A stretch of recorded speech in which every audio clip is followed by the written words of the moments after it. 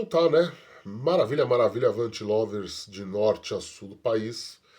Você que carrega o coração de cinco pontas dentro do peito. Seja muito bem-vindo, seja muito bem-vinda, amigo e amiga, torcedor, torcedora do São Paulo. Meu nome é Rafael Emiliano, este é o Avante Meu Tricolor. Fique à vontade, a casa é sua. Bem, esse é o pós-jogo de São Paulo 0, Ceará 1, né? Partida válida pelo Campeonato Brasileiro, que acabou na noite desta segunda-feira, lá no Morumbi. Você provavelmente está vendo esse vídeo na manhã de terça-feira, né?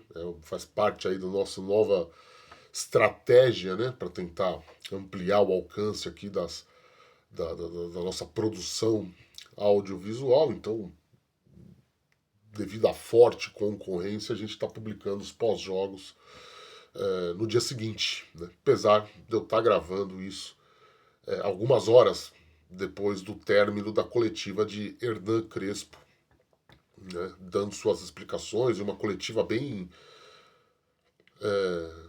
esclarecedora, eu achei, do argentino, né? Analisando os pontos do time do São Paulo, comentando sobre o protesto da torcida, esmiuçando a situação do departamento médico. E eu acho que a gente pode começar aqui esse vídeo esclarecendo a questão básica. A gente tem que dividir ele em duas partes. Na primeira, é claro, vamos falar do jogo, né? Sendo que assim, tá? Das duas partes tem coisas muito erradas.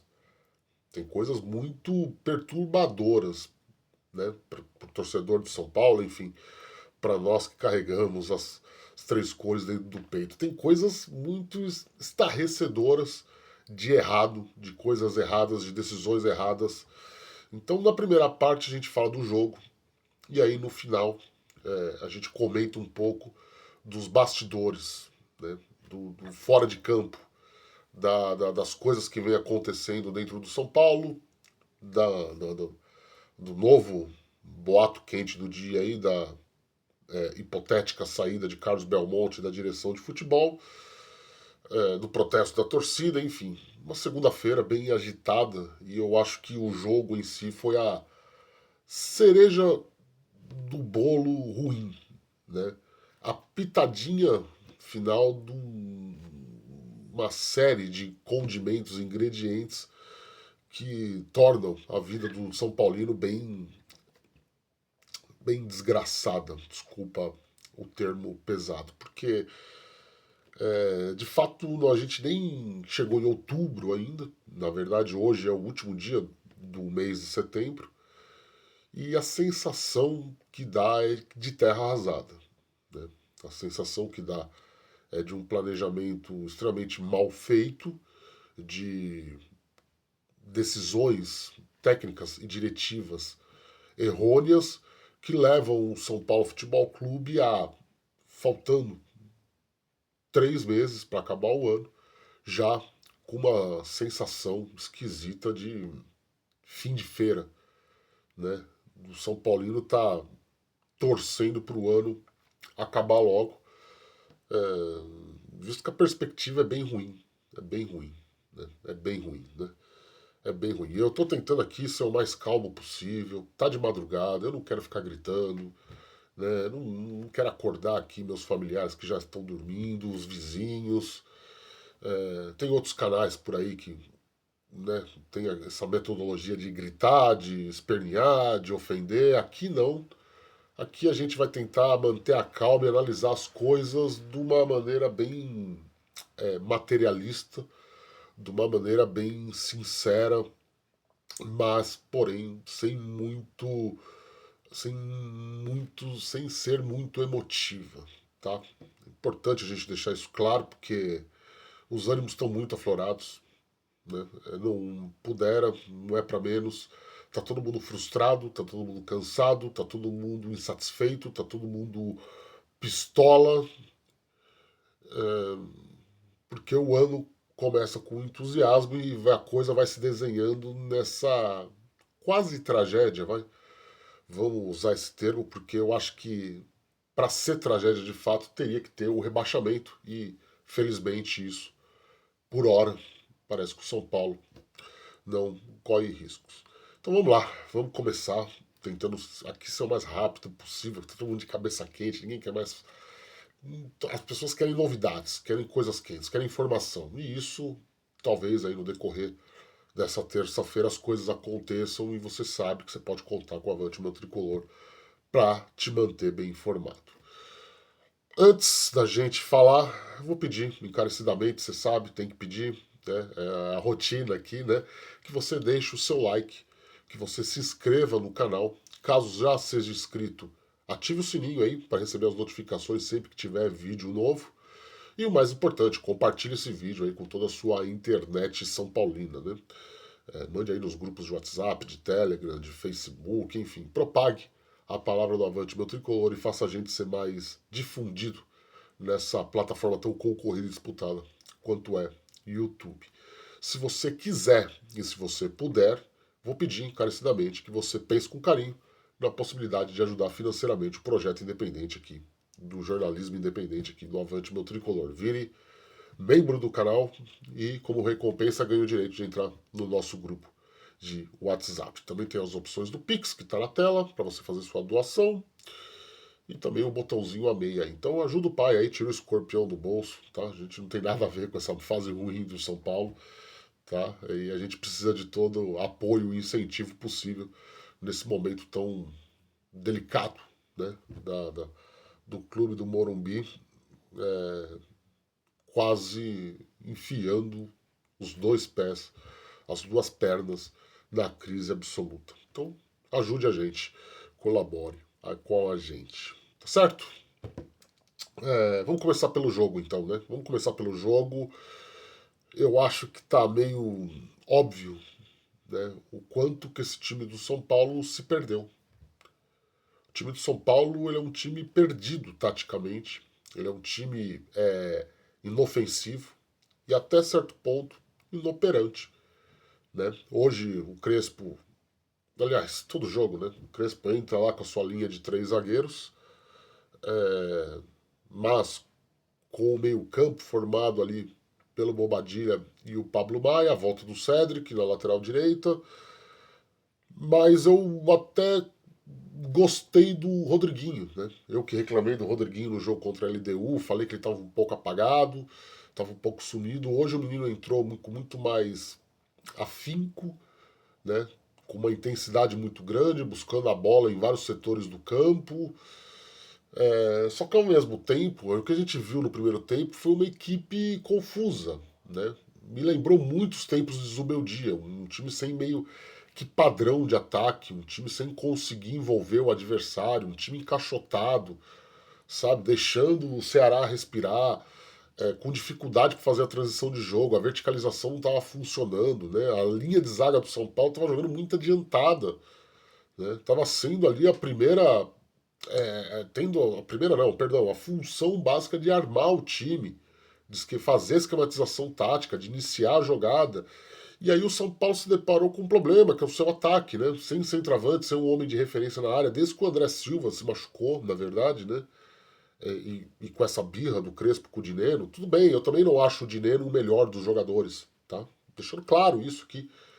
Mas é o centroavante que o São Paulo tem. De certa maneira, assim, esse esquema do Crespo, esse calcionato, né, como os italianos chamam, esse 3-5-2 fixo, meio engessado, meio sem inovação tática, e tá tudo bem jogar assim, não é aquilo, não é uma crítica ao sistema de jogo em si. Mas ele exige um homem de área, de referência. E o que a gente viu foi o Luciano saindo mais da área, saindo mais do que deveria da área. E o Ferreirinha, bem, uma partida tenebrosa do Ferreirinha, né? Porque o Ferreirinha, ele é ponta. E lá atrás, se o Crespo testou e deu relativamente certo, né? Jogado lá do Luciano, mas ali o Luciano fazendo o pivô, dando um combate na zaga, muitas vezes com o Ferreirinha flutuando. Hoje, com o Rodriguinho exercendo esse papel, eu não entendi direito o tempo que o Crespo demorou, deixando o nosso querido Ferreirinha lá como o homem de referência da área. E sim, ele jogou assim a maior parte do tempo. O Ferreirinha, um jogador baixinho, um jogador esguio, ali empacotado por dois zagueiros do Ceará.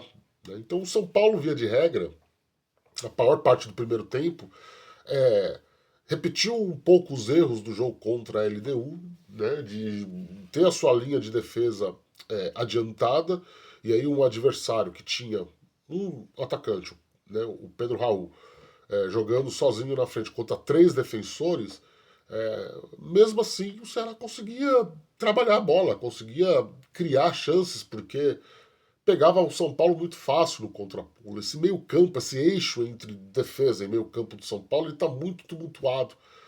Né? E o Crespo tentou. O Crespo, ora prendia o Bobadilha, liberava o Alisson, ora prendia o Alisson, liberava o Bobadilha. Só que são dois jogadores em má fase. Como muitos jogadores do São Paulo estão em uma má fase técnica, o Luciano está numa fase tenebrosa. Né? Como eu disse, acho que hoje um dos poucos destaques do São Paulo, na minha avaliação, você pode discordar dos comentários, estão aí para isso, para você comentar também, participar do debate. Um dos poucos jogadores do São Paulo que eu elogio é o Rodriguinho, né? O Rodriguinho fez uma boa partida, relativamente falando.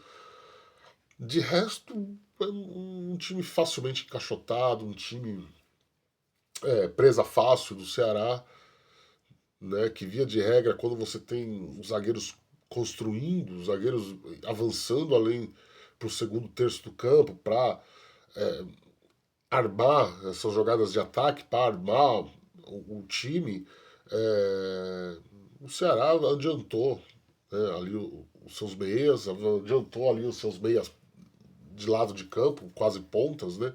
E são jogadores velozes, são jogadores ariscos, que conseguiam vencer com facilidade os zagueiros do São Paulo. Então, basicamente, o São Paulo não tinha ninguém na sobra. Né? Mesmo assim,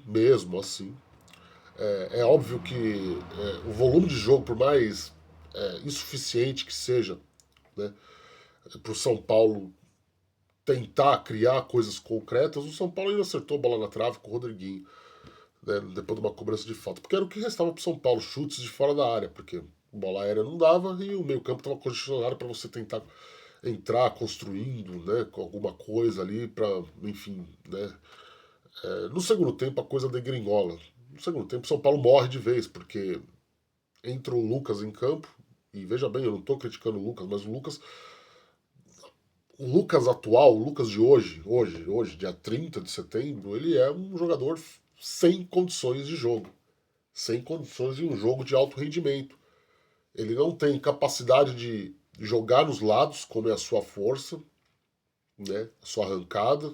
Ele ainda está sem arrancada, ainda está sentindo muito fisicamente. Restou para ele ficar ali no meio, né? Para tentar armar o time do São Paulo, organizar o ataque do São Paulo. E foi engolido pelos volantes do Ceará. Ele foi basicamente anulado pelos volantes do Ceará. E o São Paulo, né, perdeu o pouco que tinha, né? Porque aí sim, o Luciano ficou mais fixo na área, né? A entrada do Sabino, aliás, eu esqueci de comentar isso, apesar que muito disso já está lá no nosso vídeo de análise do intervalo. Né? Mas o Sabino entra nos 30 minutos do primeiro tempo, depois da contusão ali do Rafael Tolói, sente dores na coxa, deixa o campo, e aí troca, né? O Alan Franco vai para a direita, o Sabino fica na esquerda, o São Paulo até ganha um pouco de verticalidade, mas peca muito na defesa, como sempre. Né? É um mal do Sabino, né? O Sabino talvez devesse jogar de lateral, né? Porque zagueiro, né, ele quase sempre está muito atrasado nas jogadas ali. E aos 10 minutos veio o lance fatídico, né? Uma bola, o Alisson dá uma paçocada e dá uma assistência pro Pedro Raul, não. Pedro Henrique, né? Jogador que era do nosso rival Corinthians, jogou muito tempo no Internacional. O Pedro Henrique entra na área como quer, o Rafael chuta 1-0 e aí o jogo acaba. Porque o Ceará, que já tinha uma predisposição defensiva e uma esquematização defensiva sólida, se fecha mais ainda, deixa o São Paulo com a posse de bola à vontade na intermediária, fica aquele jogo chato, aquele jogo lento, aquele jogo lerdo, aquele jogo que dá a impressão de ser uma pelada de final de ano, né? Não dá a impressão que o São Paulo tem forças para, pelo menos, marcar um gol. Como vem sendo, né? Nos últimos jogos, né? Praticamente, né? Nos últimos jogos, o São Paulo vem sendo isso, né? É um time que toma gol por uma falha individual, uma abertura que concede ali no seu sistema defensivo e não tem força, né, cara, para buscar um empate. Você não sente em nenhum momento que o São Paulo vá conseguir ao menos empatar, o que dirá virar, mesmo jogando em casa, né? Então, o tempo foi passando, o tempo foi passando. São Paulo ainda chega a acertar a trave, né, no chute do Ferreirinha, mas foram as duas únicas chances concretas do São Paulo, as duas com chutes de fora da área, muito pouco para um time que joga em casa, para um time que precisa vencer jogo, para um time que teoricamente está na disputa por uma vaga na próxima Copa Libertadores. É bem decepcionante tudo, de um time que tem mais um problema de contusão, aliás, no intervalo o Crespo tira o Alan Franco com suspeita, também reclamando de dores, pode ser mais uma contusão, então o time perde zagueiros aí, ele abre mão do 3-5-2, como ele fez contra a LDU, meio que no desespero, meio que sem ter um plano de jogo concreto, uma coisa meio a Deus dará, tira o zagueiro, bota aí vai Luca de novo, igual ele fez contra a LDU. É bem decepcionante e bem frustrante o momento pelo qual o São Paulo atravessa. Né? E assim, já são 4 derrotas consecutivas, sem marcar um gol sequer.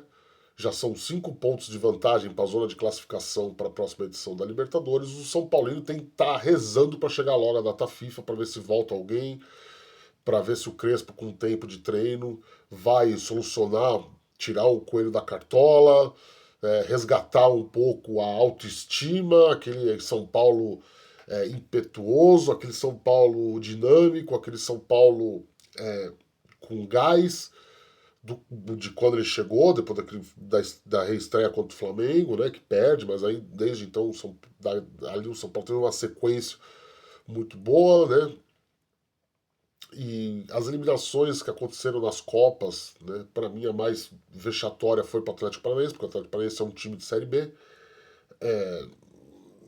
e aliado às contusões, enfim, e ao engessamento do time por parte do técnico que não testa variações, não testa esquematizações, não testa novidades, né? Quando testa novidade é um rigor na ala direita, como foi contra a LDU, é bem peliquitante, vai, a situação do São Paulo nesse momento, né?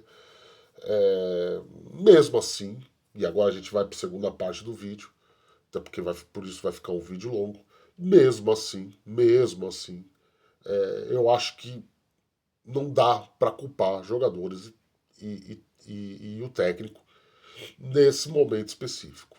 Né? Mesmo assim, seria até uma certa incoerência da nossa parte, né? Seria até uma incoerência da nossa parte, né? Dizer isso. Eu tô pausando aqui porque eu tô assoando o nariz, tá? Eu tô meio resfriado, sinusite, renite, sei lá, dá o nome que você quiser. Diante dos problemas extracampos do São Paulo, que são muito grandes. Né? Eu acho que a eliminação para a LDU ela escancarou o quanto está tumultuado a direção do São Paulo, o quanto ela está pouco ajudando. A gente viu hoje o São Paulo ter protesto da sua principal torcida organizada na porta do CT, na porta do Morumbi. A gente viu hoje o menor público do São Paulo desde 2019, o menor público do São Paulo desde que os estádios voltaram a ter público lá com o fim da pandemia. Nós estamos falando aqui de 2021, 2022. A gente viu hoje um Morumbi frio, parecia campo neutro, parecia jogo de terceira divisão, quarta divisão, sabe? Qualquer joguinho que você vai ver aí, com todo respeito à Rede Vida, mas que a Rede Vida passa lá a quinta divisão do Paulista, né? Qualquer joguinho que você liga lá para assistir, era mais empolgante o clima do que necessariamente o Morumbi hoje, né? 12 mil e pouquinho pagantes. Então acho que chegou no clímax da, da, da, da do divórcio entre arquibancada, gramado e diretoria. Né? A gente viu uma diretoria que não baixou o preço de ingresso, a gente viu aí uma diretoria que demorou para se posicionar depois da eliminação da LDU, veio o Casares hoje publicar uma nota, né, depois que a delegação chega no Morumbi, quando os protestos já tinham tomado as redes sociais, quando os protestos já tinham tomado o noticiário. Aí o Casares lembrou de pedir desculpas à torcida pelos fracassos em campo que o time vem acumulando. Né? Aliado a isso, veio a notícia aí do Alexandre Pretzel, grande jornalista, né, muito famoso, muito conhecido, muito conceituado, né, lá da Rádio Bandeirantes, garantindo, cravando que o Belmonte vai sair. A gente publicou no Avante Meu Tricolor, é claro, a repercussão disso, né, junto com o que nós apuramos com as nossas fontes, e é curioso, né, um golpe de sorte, eu diria, porque de manhã a gente publicou aqui um vídeo, que está aqui, você pode entrar aí e procurar, tratando justamente da treta política do São Paulo, envolvendo essa questão do FIP, lá do Fundo de Investimentos para a Cotia, o quanto que o Casares não está conseguindo ter apoio para votar isso, para aprovar isso, e, segundo a informação do Pretzel, a saída do Belmonte se deu por conta do diretor de futebol ter falado que o grupo político dele, que é muito forte internamente no São Paulo, não vai votar favorável. Então o Casares pistolou, teria cobrado lealdade do seu diretor de futebol, do seu diretor de futebol retrucou, faz tempo que eles não falam a mesma língua, enfim, não vou ficar repetindo aqui sempre a mesma ladainha de bastidores. Já tem vídeos e vídeos aqui no canal, reportagens e reportagens lá no Avante Meu Tricolor, www.avantemeutricolor.com.br, sobre esse tema, incluindo, né, um furo nosso de que o Belmonte garantiu de que está fora da disputa de presidência, sendo indicado pelo Casares, e que por isso, ano que vem, em janeiro, vai sair no momento que passa o guarda noturno aqui. Não tem horário de silêncio aqui, gente. Vai se acostumando aí do outro lado. Padrão Avante Meu Tricolor de qualidade. No momento, né, assim, a gente já que ele ia sair em janeiro, então por conta disso, por conta dessa falta de apoio político para se candidatar à presidência. Então, é assim, a gente vai chover uma olhada aqui de novo. E eu disse que esse vídeo ia ser bem calmo, bem low profile, porque tá todo mundo de saco cheio, futebol horroroso do São Paulo, uma apresentação patética e a diretoria está completamente perdida.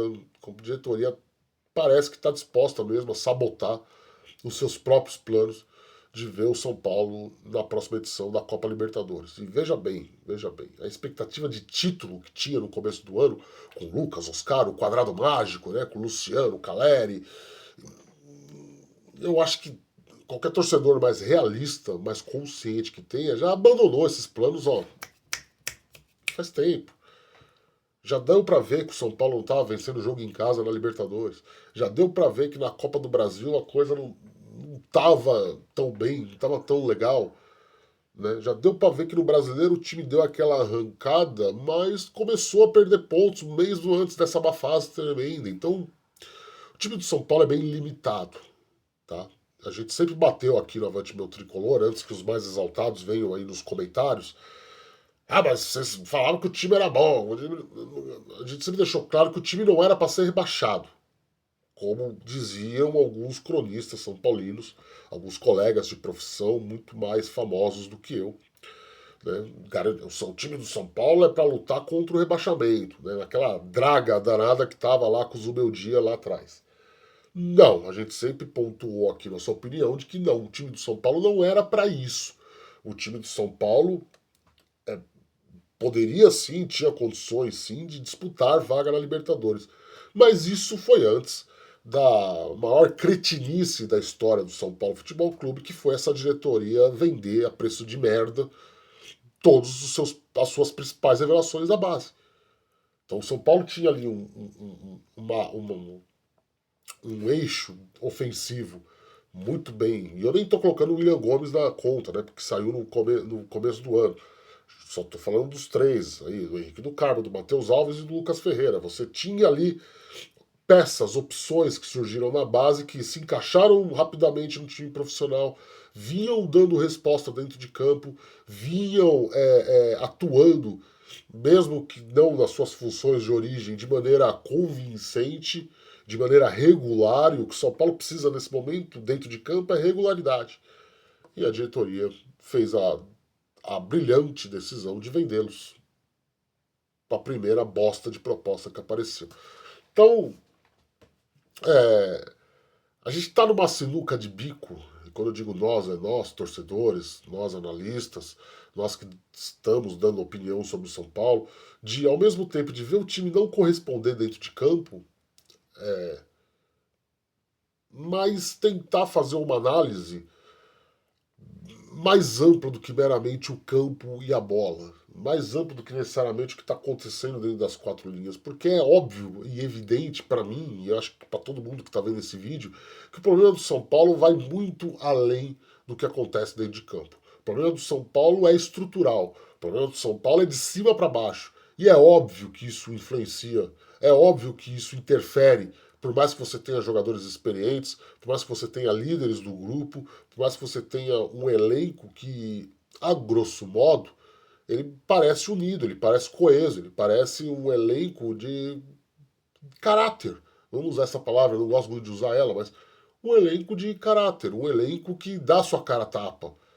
Né? A gente viu aí, hoje o Arboleda deu entrevista no gramado, a gente viu aí Lucas dando entrevista, a gente viu aí Luciano dando entrevista, a gente viu aí o Rafael não se furta nunca a falar, né? Tô juntando a eliminação que ele deu com o jogo dessa segunda. Então a gente vê que são jogadores que não são mau caráteres nesse sentido, não são vagabundos nesse sentido. Eles podem ter deficiências técnicas. O Mailton pode ter deficiências técnicas terríveis, por ser um jogador que veio da Série B. Né? O Rigoni pode ter deficiências técnicas claras. É um jogador que não tem nível para jogar na primeira divisão do futebol brasileiro.